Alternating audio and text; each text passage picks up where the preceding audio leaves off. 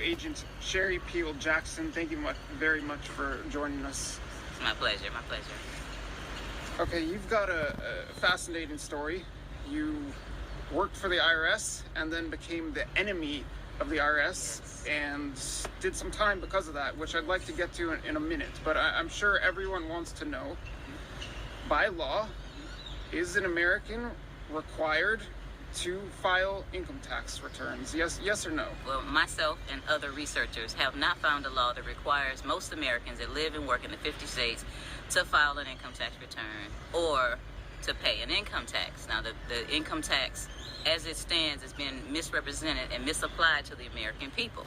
However, they have the guns, and all these people are afraid because of all the things that they've heard about the IRS. So if you don't file, you have a risk of being audited, or worse, going to jail. They won't put you in jail unless you have a big mouth like me.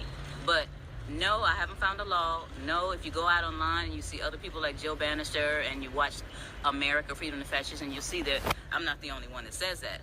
But then there's a risk involved in that. They don't follow the law, obviously.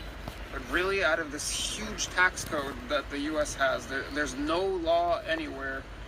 There's no part of the code that says you must file. It's complicated. Title 27 is the excise tax code, and it tells you what kind of tax, who must file, and the calculation of it. Title 26, on the other hand, talks about you have to pay tax on your taxable income. Well, income's never defined in there. And we found that the definition of income is corporate profits. So let me give you a good example so you can break it down. If I come and cut your grass, I'm using my arms, my legs, and my brain to cut your grass, and you give me $100.